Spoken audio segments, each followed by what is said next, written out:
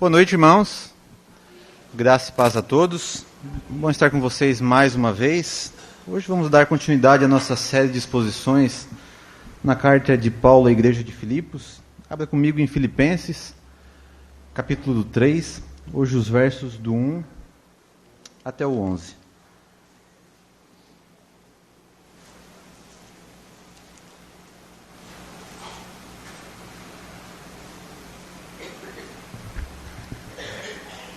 Filipenses 3, versos do 1 ao 11.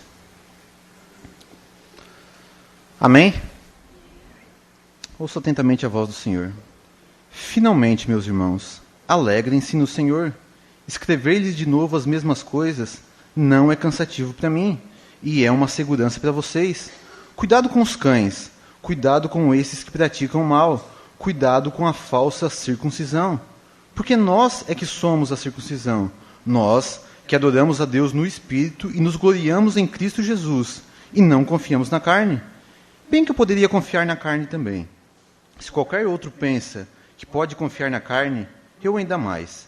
Circuncidado ao 8º dia, da linhagem de Israel, da tribo de Benjamim, hebreu dos hebreus, quanto à lei fariseu, quanto ao zelo perseguidor da igreja, quanto à justiça que há na lei, irrepreensível.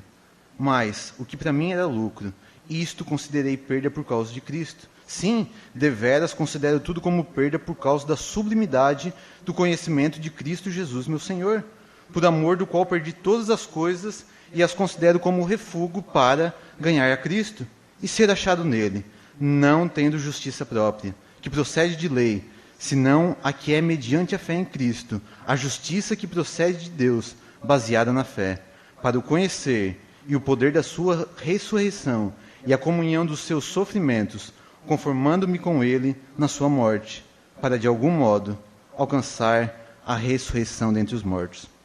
Tome seu assento, mantenha sua Bíblia aberta, feche seus olhos. Pai, te louvamos por tua palavra, te louvamos por esse trecho tão rico, a qual o Senhor inspirou o teu servo Paulo a nos escrever. A nossa oração nesta noite é que o Senhor nos exorte, nos encoraje, nos edifique através da tua palavra. Clamamos como salmista, desvenda os nossos olhos, para que a gente possa contemplar as maravilhas da tua lei. Faz a tua palavra entrar no nosso coração nessa noite, Pai. Que a gente não trate a tua palavra com desprezo, com descaso, mas que ela venha fazer morada em nossos corações. Fala com a tua igreja, apesar deste pregador. Essa é a minha oração, e eu oro no nome do teu Filho Jesus Cristo. Irmãos, há mais ou menos uns 9 anos atrás, quando eu recém havia me formado no ensino médio, eu, como todo jovem, queria entrar na faculdade. E aí eu fiz a prova do Enem, e tirei uma nota boa no Enem, e me inscrevi para 2 cursos. E depois eu acabei optando por fazer um, e no dia que eu fui lá me matricular nesse curso, para minha surpresa e para minha tristeza, foi me informado que não havia formado turma para aquele curso. Eu fiquei triste, chateado, mas a secretária da universidade me chamou e disse, fica tranquilo. Para você entrar na universidade é muito fácil, tem vários caminhos, tem vários acessos, tem vários programas que você pode entrar dentro da universidade. Talvez um programa que se encaixe bem com você seja o programa chamado Mérito Seu. Se você foi um bom aluno, se você foi alguém estudioso, você pode entrar na universidade. E aí eu fui até o meu antigo colégio, peguei meu histórico, peguei o meu boletim, e como eu tinha um histórico bom, nunca tinha ficado em provão, nunca fiz recuperação, nunca tirei uma nota abaixo da média, eu tinha um histórico bom. Eu levei até a universidade e consegui o acesso. Depois eu acabei não fazendo o curso, mas a questão com essa minha experiência, irmãos, é que Paulo, nesse texto aqui, ele vai falar exatamente o contrário do que aconteceu comigo. Paulo vai dizer que não existe vários acessos, vários programas para você entrar no reino de Deus. Há só um programa, e é por meio de Cristo. O nome desse programa se chama Mérito. É pelo mérito que a gente pode entrar no reino de Deus. Só que esse mérito não é o meu mérito, não é o seu mérito, mas é o mérito de Cristo. Paulo, nesta noite, quer que a gente faça uma contabilidade da nossa vida, para ver o que realmente importa para nós. Para Paulo, nada importa mais do que conhecer a Cristo e ser achado nele. Paulo quer que a gente se faça uma pergunta. Se a gente vai ficar agarrado a esse nosso histórico de boas obras, ao nosso currículo de justiça, ou a gente vai largar esse nosso currículo e vai se agarrar e confiar na justiça de Cristo. É isso que a gente vai ver nessa noite. A gente já está há algumas semanas lidando com esta magistral carta de Paulo à igreja de Filipos, e uma carta que tem mostrado para nós como é que é a vida cristã. Paulo não fica simplesmente fazendo teologia. Ele faz de uma forma brilhante teologia. No capítulo 2, ele faz teologia da encarnação de Cristo, mas ele não fica apenas na teologia. Ele traz para a prática como essa teologia deve ser aplicada nas nossas vidas. Nos últimos sermões a gente tem ouvido isso. Paulo se utilizando do exemplo de Jesus, do exemplo dele mesmo, do exemplo de Timóteo, de Epafrodito, para mostrar como é a vida cristã. E agora ele começa esse novo texto, dizendo o seguinte: finalmente, meus irmãos, alegrem-se.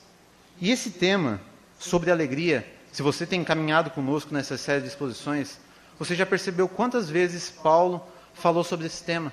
E ele vive repetindo para a gente se alegrar. Ele fala tanto sobre alegria que quando a gente estava bolando essas exposições, a gente teve a ideia de sempre as mensagens se iniciar com o tema de alegria. Alegria hoje de confiar em Cristo, alegria de imitar a Cristo, alegria de obedecer, porque Paulo fala muito de alegria. E agora ele começa um novo capítulo dizendo: irmãos, alegrem-se. Só que Paulo agora, ele vai dar um definidor dessa alegria. Ele vai dizer no que a gente tem que se alegrar. E ele diz: irmãos, alegrem-se no Senhor. Como já foi dito aqui, irmãos, alegria cristã não é dependente de eu estar bem, ou de eu não ter aquilo, ou de ter aquilo. A alegria cristã, ela é centrada em uma pessoa. A nossa alegria é Cristo. Independente das circunstâncias, Ele é a nossa alegria. A gente tem que lembrar que Paulo, quando está escrevendo essa carta, ele está preso. Ele não sabe se no final ele vai ser solto, ou se no final ele vai ser condenado à morte. Mas ele está escrevendo essa carta para a igreja de Filipos e está dizendo: meus irmãos, fiquem tranquilos, sabe, para mim não está sendo difícil, porque a minha alegria está no Senhor, e eu encorajo vocês a viver dessa mesma maneira, independente de como vocês estão vivendo, se alegrem no Senhor. E aí Paulo prossegue o versículo 1, dizendo o seguinte: o que eu vou falar para vocês agora, nos próximos versos, é algo que eu já falei para vocês várias vezes, mas não tem problema, eu vou repetir para vocês de novo. Eu vou repetir, não é cansativo para mim, eu vou repetir para vocês, e tem mais. Isso que eu vou falar para vocês agora, nesses próximos versos, é segurança para a vida de vocês. E o que Paulo vai fazer no restante desses versos? Paulo vai novamente pregar o Evangelho da Graça. Paulo já havia pregado muitas vezes, mas Paulo vai de novo pregar o Evangelho da Graça. Irmãos, nós aqui da igreja, e eu me refiro especificamente nós aqui da igreja Pentecostal Cristã do bairro Laranjinha, nós tínhamos que ser conhecidos como a igreja que só canta uma música. Sabe aquelas bandas famosas, aqueles cantores famosos, que são nacionalmente conhecidos, mas eles são conhecidos por cantar apenas uma música. Eles só fizeram sucesso com uma música. E quando vão em programas de TV, vão no rádio, a gente já até sabe que música eles vão cantar, porque eles só fizeram sucesso com uma música. Nós deveríamos ser exatamente como essas bandas. A igreja que só toca uma música. Independente onde o texto é lido, independente se é Antigo ou se é Novo Testamento, a nossa música é uma só, é Cristo e Ele crucificado. É essa música que deve ser tocada em todas as nossas mensagens. E é isso que Paulo vai fazer mais uma vez. Queridos, não há problema em a gente ouvir de novo as verdades do Evangelho. Deixa eu dizer um negócio para ti, se você se cansa de ouvir as verdades do Evangelho, tem um problema contigo. Porque algumas pessoas têm a ideia errada. Elas acham que o Evangelho é aquilo que a gente ouviu lá no início da caminhada cristã. Quando a gente veio a Cristo, aceitou a Cristo, e aí a gente ouviu o Evangelho. Mas com o passar do tempo, a gente quer mergulhar em coisas mais profundas, em temas mais profundos. Querido, não existe nada mais profundo do que este santo e maravilhoso Evangelho. Esse Evangelho, ele não apenas te trouxe para Cristo, mas é este mesmo Evangelho que te mantém no caminho. E é esse mesmo Evangelho que vai fazer você chegar até o final.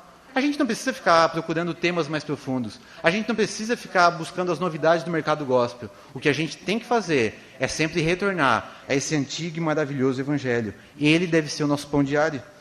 Mas antes de Paulo falar desse Evangelho maravilhoso, Paulo vai fazer um ataque. Paulo vai atacar de forma dura algumas pessoas da igreja de Filipos. Se a gente não entender o que estava acontecendo aqui na igreja, a gente vai até achar que Paulo está sendo desrespeitoso. Porque olha o que ele diz no verso 2. Cuidado com os cães, cuidado com esses que praticam o mal, cuidado com a falsa circuncisão. Paulo começa alertando: irmãos, cuidado com esses cachorros. E a gente tem que tirar da nossa mente esses cachorros que a gente tem hoje. Cachorro aqui não é aquele animal fofinho que a gente tem. Não é igual a minha Border Collie que fica todo dia comigo dentro de casa. Não é aquele cachorrinho fofinho que dorme com você na cama. Não. Cachorros no primeiro século aqui eram animais ferozes. Eram animais que andavam em matilhas, entravam em lugares que não eram convidados e destruíam tudo. E é com essa imagem na cabeça que Paulo vai dizer, irmãos, cuidado com esses cães. Se Paulo estivesse aqui hoje, utilizando a nossa linguagem, Paulo estaria falando o seguinte, irmãos, cuidado com esses vagabundos, cuidado com esses safados, cuidado com esses sem vergonha. É esse o tipo de linguajar que Paulo utiliza aqui, um linguajar duro, forte, que faz a gente olhar para o texto e dizer, eita, o que aconteceu aqui? O apóstolo Paulo chamando essas pessoas de vagabundo. O que aconteceu aqui? No primeiro verso, Paulo está dizendo para a gente se alegrar no Senhor, para a gente se alegrar, e ele vai falar do Evangelho, mas de uma hora para outra parece que Paulo começa a rodar a baiana e dizer, irmãos, cuidado com esses cães, cuidado com esses safados que praticam mal. Agora, quem são essas pessoas? Quem são essas pessoas que faz Paulo ficar furioso? E aí o verso 2 nos dá uma pista. O final do versículo 2 diz o seguinte, cuidado com a falsa circuncisão. E aí a gente precisa entender o que é circuncisão. Talvez você já saiba, mas eu preciso relembrá-lo para vocês ficarem por dentro. A circuncisão, irmãos, era uma ordem que Deus havia dado lá no Antigo Testamento. Deus, ele faz uma aliança com o seu povo, Deus faz uma aliança com o povo de Israel, e o sinal dessa aliança seria a circuncisão. Toda criança, todo menino, ao 8º dia, tinha que ser circuncidado. E em termos práticos, para quem não sabe o que é circuncisão, é o que a gente chama hoje de cirurgia da fimose. É uma operação no órgão genital masculino em que é tirada uma pelezinha. E era essa ordem que Deus havia dado para o seu povo. Toda criança, ao 8º dia, tinha que ser circuncidado. Mas não pense que essa ordem foi algo opcional. Não, Deus levava de uma maneira muito séria essa ordem. Lá em Êxodo 4:24 tem um texto assombroso. Lá o texto vai dizer o seguinte, que o Senhor vai até onde Moisés estava hospedado, e ele vai para o quê? Para amar Moisés, para abraçar Moisés? Não. O texto diz que Deus vai para matar Moisés. E aí o texto prossegue dizendo que Zípora, a esposa de Moisés, pega uma pedra afiada e circuncida o filho deles. E aí o texto diz que o Senhor deixa e não mata Moisés. Um texto que faz a gente ficar de boca caída, mas que mostra a seriedade dessa ordem de Deus. Deus havia dado essa ordem, e quando alguém não cumpria, Deus vinha para matar. Um texto que mostra que a seriedade que Deus levava à circuncisão. Porém, irmãos, a circuncisão, que era algo muito sério, lá no Antigo Testamento, ela tinha um tempo determinado, porque ela era uma sombra de uma realidade futura que viria. Quando Cristo veio, a circuncisão não se faz mais necessária.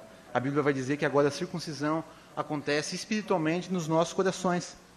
Mas o que estava acontecendo aqui na igreja? Alguns judeus começaram a crer em Jesus, e isso foi maravilhoso. Eles vieram para o cristianismo, e isso foi maravilhoso, mas o problema é que eles começaram a trazer algumas coisas do judaísmo. E eles começaram a ensinar o seguinte, está lá em Atos, para uma pessoa ser salva, é fundamental ela crer em Jesus. Só que só crer em Jesus não basta, tem que se circuncidar. E Paulo está dizendo, esses cães, esses safados que estão pregando esse falso evangelho, são esses que ensinam que a salvação é Cristo mais a circuncisão. Talvez você esteja se perguntando, ok, mas ninguém mais está ensinando esse tipo de evangelho. Ninguém está dizendo que a gente tem que se circuncidar. E realmente, eu não conheço nenhuma igreja no nosso país inteiro que ensine que a salvação é Cristo mais a circuncisão. Mas infelizmente, irmãos, está cheio de gente no nosso país, no nosso estado, na nossa cidade, nas nossas igrejas, ensinando que a salvação ela é fruto de uma equação. É Cristo e mais alguma coisa. E geralmente essa coisa é alguma coisa boa. Por exemplo, aqui no caso da circuncisão, era uma coisa boa, uma coisa que Deus tinha dado. Mas quando eles tiraram ela do seu contexto apropriado e colocaram como requisito para a salvação, se tornou algo terrível. A ideia, irmãos, hoje de que nós, como cristãos, temos que fazer algumas coisinhas para ser mais bem aceitáveis diante de Deus, para se apresentar mais bonitinhos diante de Deus. Oração e jejum, por exemplo, são coisas boas que nós temos que fazer. Mas, às vezes, a gente traz a ideia de que eu posso apresentar a Deus e dizer, olha, Deus, eu passo tantas horas por dia em oração, eu jejuo tantos dias por semana. E aí eu fico esperando como se Deus ficasse orgulhoso de mim porque eu faço isso. São coisas boas que a gente tem que fazer, oração e jejum. Mas quando a gente se utiliza dessa maneira, como uma forma de conquistar o amor de Deus, se torna algo terrível. Pense em outras coisas, a ideia de frequência na igreja, a ideia de santidade, a ideia de obediência. É porque eu obedeço que Deus vai me salvar. É porque eu obedeço que Deus vai continuar me amando. Outras questões como cabelo, roupa, maquiagem, essas coisas que a Bíblia não manda. Mas eu trago a ideia de que se eu pegar algumas coisas que a Bíblia manda, mais algumas coisinhas que ela não manda, mas tem uma aparência de verdade, pronto, Deus vai gostar mais de mim. Deus vai me amar mais. A tolice disso, queridos, é que Deus nos ama em Cristo. Ele nos ama como se nós fôssemos o próprio Cristo. E é por isso que você, nada do que você faça na sua vida vai fazer esse amor de Deus aumentar por você, porque Ele te ama em Cristo. E o contrário também é verdadeiro, nada do que você deixa de fazer vai fazer com que esse amor diminua por você, porque Deus te ama em Cristo. Mas é possível, irmãos, infelizmente é possível a gente encontrar esses safados que ensinam que a salvação é Cristo, mais alguma coisa. Cuidado, tome cuidado com isso. No mês passado, a gente comemorou 501 anos da Reforma Protestante, e há mais de 500 anos atrás, Martinho Lutero, o grande reformador, ele se vira para a igreja e ele diz: igreja, a gente está andando no caminho errado. A gente está dizendo que a salvação é Cristo mais a penitência, é Cristo mais a indulgência. Não, está errado. A salvação é só por causa de Cristo, somente pelo que diz a Bíblia, somente pela graça, somente pela fé e somente para a glória de Deus. Sempre que alguém coloca Cristo mais alguma coisa, Paulo está dizendo, é um cão, é um safado, é alguém que está enganando o povo de Deus. Sempre que a gente coloca Cristo mais alguma coisa, sabe o que a gente está fazendo de fato, irmãos? A gente está menosprezando o sacrifício de Cristo. Porque se para mim e você ser salvo, a gente ter que fazer alguma coisa, não faz o menor sentido. Deus, Cristo sendo o próprio Deus, se desfaz da sua glória, vem até a terra como um bebezinho desamparado, vive uma vida de perfeita obediência, morre na cruz, ressuscita ao terceiro dia, volta ao céu. Se para mim e você ser salvo, a gente tem que fazer mais alguma coisa, a gente está literalmente cuspindo na cruz de Cristo, quando a gente fala que é Cristo mais do que eu faço. Cuidado, irmãos. Verso 3. Porque nós é que somos a verdadeira circuncisão. Nós quem, Paulo? Se não são esses que fazem uma operação no órgão genital, então quem que é o verdadeiro povo de Deus? Quem que é a verdadeira circuncisão? E aí Paulo vai dizer algumas coisas. Primeiro, são aqueles que adoram a Deus no Espírito. E aqui a gente tem que pensar um pouco, irmãos, porque sempre que a gente pensa em adoração, a primeira coisa que vem na nossa mente é nós aqui no contexto do culto. A gente cantando, levantando nossas mãos, fechando os nossos olhos, e a gente acha que isso é adoração. Mas adoração no sentido bíblico é um pouco mais profundo. Adoração no sentido bíblico é aquilo que a gente faz no nosso dia a dia. É uma vida de serviço a Deus. Adoração não é a gente vir e cantar, embora um adorador também vai vir na igreja e vai cantar, mas não se resume a isso. A adoração, ela, na verdade, está mais ligado com aquilo que a gente faz de segunda a sábado do que aquilo que a gente faz aqui no domingo à noite. E Paulo está dizendo, o verdadeiro povo de Deus são esses que adoram a Deus no Espírito, que vivem uma vida de serviço a Deus.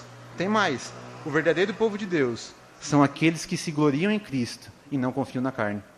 E aí Paulo faz esse contraste que há entre confiar na carne e confiar e se gloriar em Cristo. Ele está dizendo, o verdadeiro povo de Deus são aqueles que se gloriam em Cristo. E a gente pode ir lá para Efésios 2:8, e é um texto paralelo.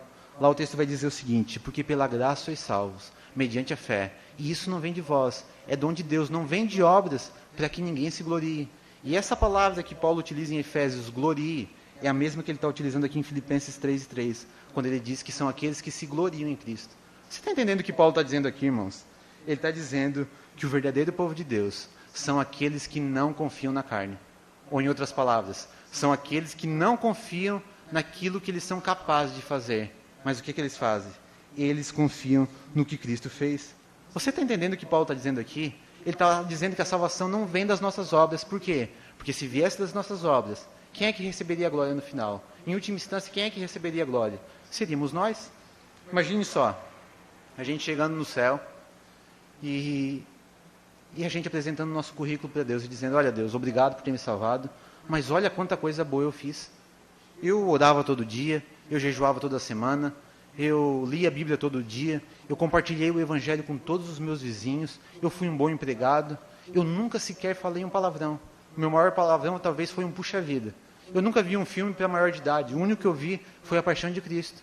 E a gente fica esperando como se Deus fosse olhar para esse nosso lindo e impressionante currículo e Ele dissesse, parabéns, pode entrar no meu reino. E esse é o desejo do nosso coração. Mas se a salvação fosse dessa maneira, quem é que receberia a glória pela salvação? Seríamos nós. A gente apresentando tudo que a gente fez, quem é que receberia a glória? Seríamos nós. Mas Paulo está dizendo, o verdadeiro povo de Deus não são aqueles que se gloriam naquilo que eles são capazes de fazer, mas são aqueles que se gloriam no que Cristo fez. São aqueles que chegam diante de Deus e dizem, Deus, eu sou tão pecador, eu sou um sem vergonha que eu não faço a menor ideia de por que o Senhor me salvou. Mas eu creio no que o teu filho fez. Eu me arrependo dos meus pecados e eu creio em Cristo. E é com os méritos dele, é com a justiça de Cristo que eu posso entrar no teu reino. Quando a gente pensa dessa maneira, quem é que recebe a glória pela salvação? É nós? Não, é Cristo, porque foi Ele que fez tudo. Eu te pergunto nessa noite, você está entendendo essas verdades? Você entende que a sua frequência aqui na igreja, que você ser um bom marido, uma boa esposa, que você ser um bom empregado, que você ser um bom membro de igreja, que tudo isso só serve para ser jogado no lixo? Que as nossas melhores ações não podem nos salvar? Ou você ainda está colocando a sua esperança naquilo que você faz? Versos 4 ao 6. Bem que eu poderia confiar na carne. Se qualquer outro pensa que pode confiar na carne, eu ainda mais. Circuncidado ao 8º dia, da linhagem de Israel, da tribo de Benjamim, hebreu dos hebreus, quanto à lei fariseu, quanto ao zelo perseguidor da igreja, quanto à justiça que é na lei, irrepreensível. Talvez eu falei tudo isso e você não ficou nem um pouco impressionado com o currículo de Paulo. Mas se você fosse um judeu lá do 1º século, você ficaria impressionado. Paulo é como se ele fosse um judeu de sangue azul, alguém que era perfeito. É como se fosse alguém praticamente perfeito. Se a religião pudesse salvar alguém, Paulo subiria direto, porque ele era alguém perfeito. Paulo está dizendo, olha, vocês acham que vocês são bons porque vocês são circuncidados? Eu ainda mais, ó quanta coisa eu fiz. É como se ele estivesse dizendo, vocês acham que vocês são bons porque vocês são filhos de pastor, porque vocês nasceram na igreja, porque vocês frequentaram as crianças, vocês se batizaram na igreja, vocês frequentam os cultos, vocês acham que vocês são bons? Eu ainda mais, eu sou irrepreensível. Mas Paulo vai dizer, vocês estão vendo esse meu lindo e impressionante currículo? Ele não serve para nada, porque a justiça humana não basta. Esse meu lindo e impressionante currículo não basta porque todo ele é manchado pelo pecado. Deus sabe quem eu sou de fato. E tudo isso é refúgio, é lixo, é esterco. O melhor do nosso melhor. Não tem nada para oferecer a Deus. E era isso que esses judaizantes aqui da igreja estavam fazendo. Eles estavam dizendo, olha, não façam isso, não façam aquilo, mas façam isso, façam aquilo outro. E Paulo está dizendo, quem se importa? O que para mim era perda, era lucro, agora eu considero como perda por causa de Cristo. É claro, irmãos, que fazer essas coisas, ler a Bíblia, memorizar o Novo Testamento, compartilhar o Evangelho, tudo isso é bom. Mas será que é por essas coisas que Deus vai nos salvar? Será que é por essas coisas que a nossa justiça vai ser medida? Paulo está dizendo, não basta, não é suficiente. Mas qual é o caminho então? Se o meu currículo, se o meu histórico, por mais bom que seja, ele não pode me salvar, como é que eu posso ser salvo? Olha o que Paulo vai dizer nos versos 7 e 8. Mas o que para mim era lucro, isto considerei perda por causa de Cristo. Sim, deveras considero tudo como perda por causa da sublimidade do conhecimento de Cristo Jesus meu Senhor, por amor do qual perdi todas as coisas, e as considero como refúgio para ganhar a Cristo. Agora entenda uma coisa aqui, irmãos. Paulo não está dizendo que ser circuncidado, que ser hebreu, que ser fariseu, que tudo isso é lixo. Mas ele está dizendo, quando vocês, pelo que vocês são e pelo que vocês fazem, vocês querem tentar conquistar o amor e a aprovação de Deus, aí sim, aí é lixo, aí é refúgio, aí é esterco. E o que Paulo faz aqui, irmãos, é somente igual ao que o profeta Isaías já falou lá no seu livro.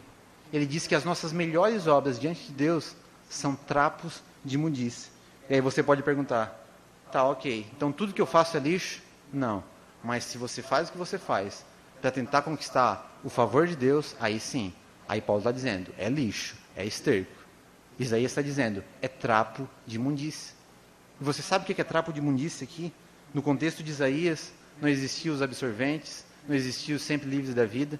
Então a mulher, quando ficava menstruada, ela pegava um pano, colocava lá embaixo, e aquele pano, depois que o fluxo menstrual descia, era chamado de trapo de imundícia. E é com essa imagem na cabeça que Isaías vai dizer: quando vocês querem tentar conquistar o favor e a aprovação de Deus, com base na sua justiça, com base naquilo que vocês fazem, aquilo ali tudo é trapo de imundícia. E agora a gente tem que se lembrar de algo, irmãos, porque o fluxo menstrual ele é um sinal. Ele é um sinal de que naquele mês não foi gerado vida. E que naquele mês a mulher não engravidou. Isaías está dizendo, quando vocês querem conquistar o favor de Deus com base no que vocês fazem, aquilo não tem poder para produzir vida. Porque a vida não é dada pelo que a gente faz, mas pelo que Cristo fez por nós. E Paulo está dizendo, tudo isso é esterco, é refúgio, é lixo, é excremento. E só esse tipo de extremo pode fazer contraste que há na excelência de Cristo. Paulo está dizendo, o melhor do nosso melhor. Sem Jesus, sabe o que parece? Um monte de fezes. Um monte de fezes que não serve para nada. E aí no verso 8, Paulo vai dizer, as coisas que a gente é capaz de fazer, a nossa religiosidade, comparada à suprema grandeza do conhecimento de Cristo, é absolutamente nada. E essa palavra que Paulo utiliza aqui, conhecimento, a gente tem que prestar atenção, porque não é esse conhecimento que a gente está acostumado. Conhecimento para nós é a gente saber informações. Mas no contexto bíblico aqui, conhecimento é ter um relacionamento íntimo. Por exemplo, lá no Evangelho de Mateus, o texto vai dizer que Maria não conheceu José até que ela desse à luz a Jesus. O texto não está dizendo que Maria não tinha informações a respeito de José. Não, ela sabia dele, eles eram noivos. Mas até aquele instante, eles não tiveram um relacionamento íntimo. E é isso que Paulo está dizendo. Ele está dizendo, todas essas coisas, comparado ao conhecimento, comparado a ter esse relacionamento íntimo e pessoal com Cristo, é absolutamente nada. Paulo está dizendo para nós, vocês querem buscar justiça, vocês vão até Cristo. Somente em Cristo há justiça. Uma vez que Cristo é infinito, irmãos, sempre vai haver mais e mais para nós buscar de Cristo. A gente pode viver 170 anos aqui na Terra, não vai ser suficiente. Na verdade, a gente vai viver uma eternidade ao lado de Cristo e ainda não vai ser suficiente. A minha pergunta que eu faço nessa noite é a seguinte, irmãos. Por que a gente não faz isso? Por que a gente é tão satisfeito com o relacionamento que a gente tem com Cristo? Por que não há uma sensação de angústia dentro de nós? Lá no livro de Romanos, capítulo 8, vai dizer que toda a criação, e não só a criação, mas nós, os homens, estamos gemendo, aguardando a redenção. Sabe o que é triste, irmãos? É que passam dias, passam semanas, e muitos desses dias eu não vejo nenhum gemido dentro de mim. Eu sou tão satisfeito com o relacionamento que eu tenho com Cristo. Eu acho que o tempo que eu passo orando, que o tempo que eu passo lendo a Bíblia é suficiente. Mas Paulo está dizendo, não. Conhecer e conhecer mais de Cristo, ter esse relacionamento íntimo com Ele, nada se compara. Você sempre vai ter mais e mais para conhecê-lo. Eu gosto de Davi porque Davi é alguém que entendeu isso. Lá no Salmo 63, Davi vai dizer, Deus, Tu és o meu Deus, eu te anelo ansiosamente. O meu ser tem sede de Ti como uma terra seca, exaurida, onde não há água. Davi não está dizendo, Deus, eu quero ser um cara melhor. Eu quero ser uma pessoa melhor. Não, Davi está dizendo, Deus, eu preciso mais de Ti. E há um desejo violento por trás dessas palavras de Davi. Davi está gritando, está dizendo, Deus, eu quero mais e mais de Ti. O Salmo 42, que é um salmo que a gente canta, que a gente lê várias e várias vezes, é um salmo lindo. Davi vai dizer, assim como a corça anseia pelas águas, assim a minha alma tem sede de Ti, ó Deus. Mas quando a gente lê esse salmo, a gente muitas das vezes acha que Davi está escrevendo debaixo de uma árvore, ou então na escrivaninha do seu palácio. Não. Quando Davi escreve aqui, é como se ele estivesse gritando. Davi está dizendo, Deus, por que eu não alcanço aquilo que eu procuro? Por que eu não consigo ter mais e mais de Ti? Eu te pergunto nesta noite, será que esse tem sido o nosso anseio? Será que os nossos cânticos, as nossas pregações, as nossas orações, os nossos relacionamentos, as nossas postagens nas redes sociais, têm tido esse anseio, o anseio de ter mais e mais de Cristo? Paulo está dizendo nesse texto, nada se compara ao Senhor. E aí a gente entra nos 3 últimos versos. Versos 9, 10 e 11. E aqui Paulo vai tratar de 3 coisas. Primeiro ele vai mostrar, se pelas nossas obras a gente não pode se salvar, então como é que a gente foi salvo? O verso 9, Paulo vai falar disso. Paulo vai falar de como a gente foi salvo. Vai falar de justificação. No verso 10, Paulo vai falar de como a gente está sendo salvo. Santificação. E o verso 11 ele vai falar de como a gente vai ser salvo, glorificação. E eu quero ler na tradução da linguagem de hoje, para deixar bem claro. Verso 9. Eu já não procuro mais ser aceito por Deus, por causa da minha obediência à lei, pois agora é por meio da minha fé em Cristo que eu sou aceito. E essa aceitação vem de Deus e se baseia na fé. Esse é o conteúdo do Evangelho, irmãos. O Evangelho não é o que a gente faz, mas é o que Deus fez por nós através de Cristo. A gente tem a tendência de achar que Deus vai nos salvar porque a gente é uma boa pessoa. Não. O texto está dizendo que essa justiça ela vem de Deus. Então Deus me salva porque eu sou bom? Não. Ele salva porque Ele é bom. E aí a gente pode dizer, tá bom, eu não sou muito bom, posso ter meus pecados, mas pelo menos eu tenho uma fé grande. Paulo vai dizer, nem a fé que a gente tem vem de nós, é dom de Deus. Se a gente quer entender por que a gente foi salvo, a gente precisa complementar esse texto com 2 Coríntios 5, verso 21. Lá Paulo vai tratar da troca que ocorreu na cruz.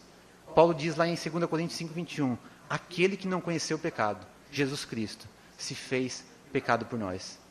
O que Paulo está dizendo aqui, irmãos, é que Cristo, quando estava pendurado no madeiro, ele não pecou até aquele momento, mas naquele exato momento, ele estava sendo esmagado pelo próprio Pai. Ele estava recebendo a condenação que nós merecíamos. Agora, a troca que ocorre é nós de outro lado.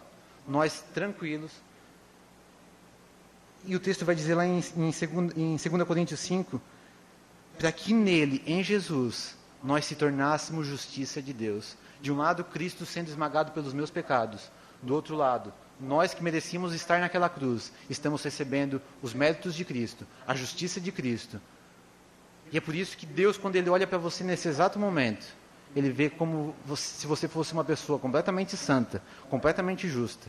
Não porque você é de fato, a gente sabe que a gente não é, mas porque quando a gente crê em Cristo, a justiça de Cristo, a sua vida de perfeita obediência aqui na terra, é colocada na nossa conta. Entenda isso, irmãos, a gente não pode fazer nada para se salvar. E essa é as más notícias, mas Cristo fez tudo que era necessário. A gente é declarado justo nesse exato momento, sabe por quê? Porque do outro lado, Cristo foi declarado pecador. A gente é declarado como filhos de Deus, porque Cristo rompeu o relacionamento com o próprio Pai. É porque Cristo se fez um estranho para com Deus. É porque a gente pode fazer parte dessa grande e numerosa família. Agora, quando a gente diz que a salvação é pelo que eu faço, é por Jesus, mas eu também tenho que fazer alguma coisa, a gente está olhando para a cruz de Cristo e está dizendo, legal, Jesus, valeu, mas não é suficiente. Obrigado, Jesus, mas deixe que de agora em diante é comigo. Se arrependa desse pecado. Se arrependa das obras das suas mãos. Jogue fora, pise em cima e descanse no que o Cristo fez por ti. É suficiente, é completo, é uma obra final, acabada. Você não precisa fazer nada para ser salvo. Agora, tão importante quanto o verso 9 é o verso 10, irmãos. Porque algumas pessoas lá de Filipos poderiam estar se perguntando o seguinte. Talvez alguns aqui estejam se perguntando. Ok, estou entendendo o que você está falando, mas se eu não preciso fazer nada para me salvar, se Cristo já fez tudo, se Cristo já pagou pelos meus pecados, então eu vou fazer o que eu querer. Eu vou viver a vida que eu quero. Eu vou viver uma vida egoísta, eu vou dormir com a minha namorada, eu vou cometer os meus pecados. Porque se Cristo pagou, Paulo vai dizer no verso 10, ele vai dizer não. Aqueles que realmente experimentaram a justiça de Cristo, que realmente foram justificados em Cristo, sabe o que eles querem? É conhecer o poder da ressurreição. Ou em outras palavras, conhecer o poder de ter uma nova vida em Cristo. E agora, se for necessário, o sofrimento vai vir, a gente vai abraçar o sofrimento. Porque o desejo maior do nosso coração, tudo que a gente quer nessa vida agora, é ser como Jesus. Isso é santificação.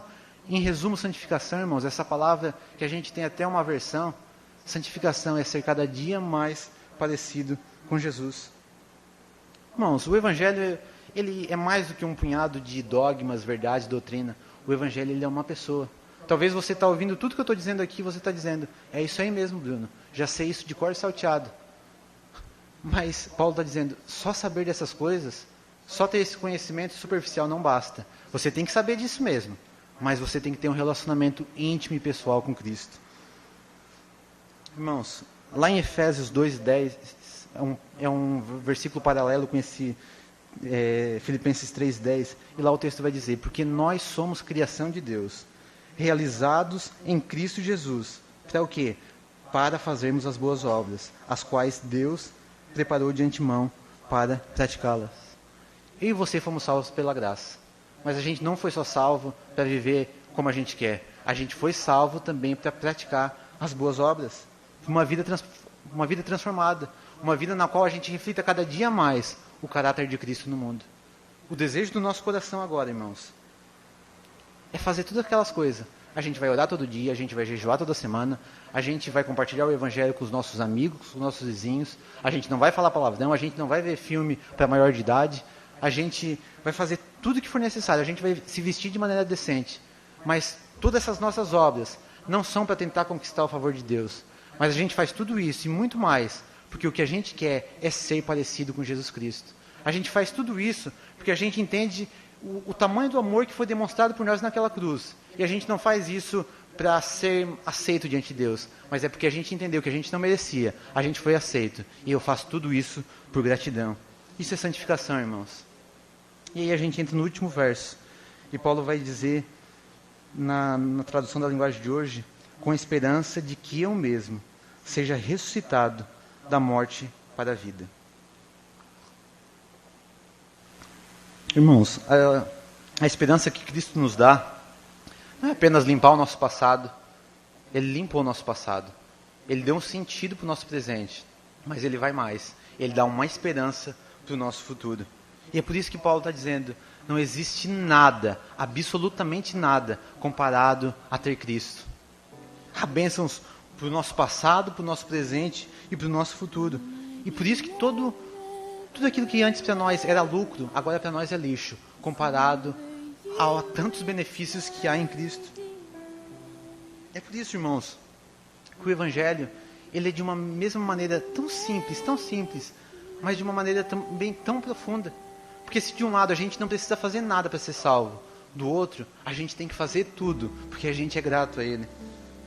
E é por isso que o Evangelho agora, depois que a gente já entendeu que a gente é salvo, o Evangelho agora na nossa vida é sobre morrer. É morrer para nós mesmos e ressuscitar em Cristo. Esse é a nossa vida agora. As coisas velhas já não têm mais interesse para nós. O que Deus espera de nós agora é uma vida de renúncia. É morrer para nós mesmos, é seguir os seus passos. Como diz a bela canção da Amanda Rodrigues, se eu não sou capaz de fazer morrer as minhas vontades, eu tampouco posso ser considerado ou ser chamado de seu discípulo. Queridos, esse é o Evangelho. Essa é a mensagem maravilhosa do Evangelho. E é isso que Paulo está dizendo lá no verso 1. É dessas verdades que ele não se cansa de falar. E é segurança para você. Você precisa ouvir isso. Eu preciso ouvir isso. E eu não preciso ouvir isso de vez em quando, uma vez por mês. A gente precisa ser lembrado desse Evangelho todo santo dia. Sabe por quê? Porque a gente vem com o sistema operacional de fábrica, o sistema operacional do legalismo, de achar que a gente tem que fazer por merecer, para ser salvo. Mas esse Evangelho ele nos lembra que é pela graça, é por aquilo que Cristo fez por nós. Deixa eu te contar uma coisa. Sabe como é que você pode ter essa vida de alegria que Paulo está pedindo lá no verso 1, se alegrem no Senhor? É quando você se lembrar que não é por conta daquilo que você faz, que você por si mesmo não tem poder para se salvar, mas que Cristo, Ele fez tudo o que era necessário para a salvação. A gente foi justificado por Ele, está sendo santificado por Ele, e nós seremos glorificados por Ele. Não existe nada, absolutamente nada, capaz de nos dar essa alegria absoluta do que, pela graça sois salvos, mediante a fé. Isso não vem de vós, é dom de Deus. O seu currículo, o meu currículo, por mais bom que seja, sabe o que ele merece? Ele merece a condenação eterna, ele merece o fogo eterno. Mas o currículo de Cristo, a obra de Cristo, merece novos céus e nova terra, merece vida eterna. Eu termino fazendo uma pergunta a você. Você vai ficar agarrado ao seu lindo e impressionante currículo? Ou você vai se entregar de mãos vazias e descansar no que Cristo fez por ti? Feche seus olhos. Pai, te louvamos por tua santa palavra. Te louvamos porque às vezes o Senhor nos trata de maneira dura, mas é necessário para que cresçamos. Pai, obrigado por tamanha salvação. Obrigado por sempre nos lembrar que nós não merecemos, que nós não fizemos nada por merecer, que a nossa única contribuição foi pecado e resistência, mas o Senhor decidiu nos salvar. A salvação pertence a Ti, foi o Senhor que nos transportou do império das trevas para o reino do Filho do Seu amor. Mas nos ajude também, ó Deus, a viver uma vida na qual a gente possa cada dia mais se parecer com o nosso irmão mais velho. Que a cada dia mais o Senhor molde o caráter de Cristo nas nossas vidas. Faz o teu reino avançar em nós. Essa é a minha oração. E eu faço no nome do teu Filho Jesus Cristo. Amém.